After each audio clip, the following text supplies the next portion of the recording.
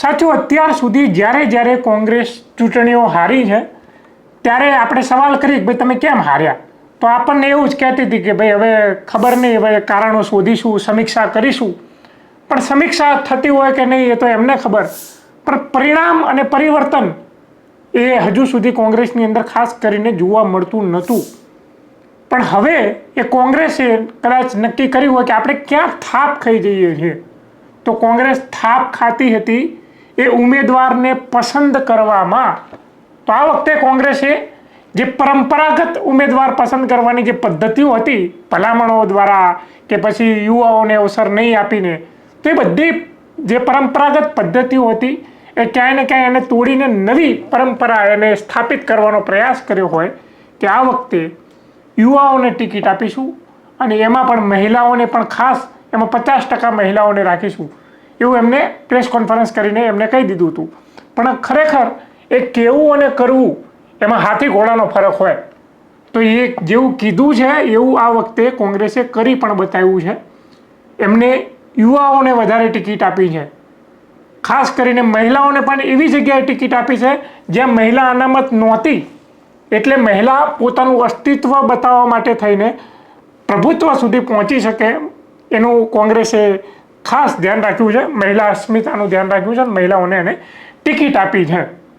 વિપક્ષ મજબૂત હોવો જોઈએ, મજબૂર નહીં.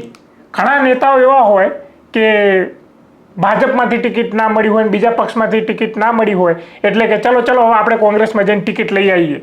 કોંગ્રેસને પેલું કહેવત છે કે મજબૂરીનું નામ મહાત્મા ગાંધી, એવી રીતે ગુજરાતમાં કોંગ્રેસને મજબૂર બનાવી દીધી હતી, મજબૂરીનું નામ કોંગ્રેસ. પણ આ વખતે કોંગ્રેસે એવા નેતાઓને જાકારો આપ્યો છે કે જે બીજા પક્ષમાંથી ટિકિટ ના મળી હોય ને મજબૂરીમાં કોંગ્રેસમાં આવ્યા હોય તો કીધું ભાઈ આવ્યા છો તો કંઈ વાંધો નહીં, ખૂણામાં બેસી રહો, પણ અમે એવા લોકોને ટિકિટ આપીશું જે અમારી પાર્ટી માટે પાયાનું કામ કર્યું હોય, પાયાના કાર્યકર્તા હોય, જે વફાદારી ને ઈમાનદારી રાખી હોય, તો એવા લોકોને પ્રાધાન્ય વધારે આપ્યું છે.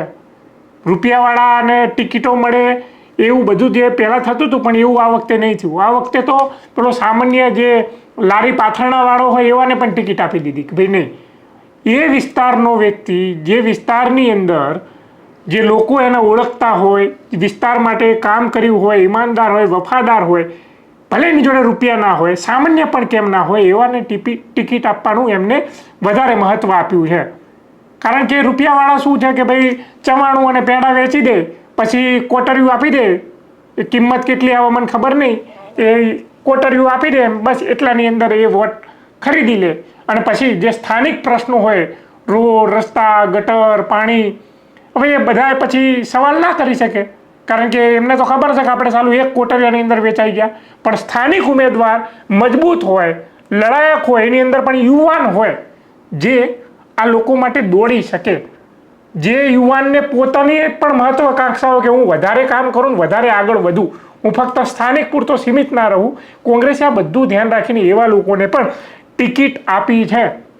એટલે જ આ વખતે એવું થયું કે કોંગ્રેસની અંદર નારાજગી, ટિકિટ વહેંચણી બાદ જે નારાજગી હોય એવી ઓછી બહાર આવી છે. મીડિયા સમક્ષ તો નહિવત પ્રમાણમાં, સાપેક્ષમાં ભાજપમાં એવું વધારે થયું છે કે ભાઈ અમે પાયાના કાર્યકર્તા હતા, અમને ટિકિટ ના આપી અને હવે બીજાને આપી દીધી, એવું ભાજપમાં મીડિયા સમક્ષ આવીને કહેનારા લોકોની સંખ્યા એ વધારે જોવા મળે છે. એટલે કોંગ્રેસે આ વખતે એ ચીવટપૂર્વક ધ્યાન રાખીને ટિકિટો આપી છે કે ભાઈ નારાજ પણ ના થવો જોઈએ પાયાનો કાર્યકર્તા, અને ઈમાનદારીથી વફાદારીથી કામ કરેલું હોય તો ભાઈ તમે આવીને ટિકિટ લઈ શકો છો. અને હોંશે એમને ટિકિટ આપી છે.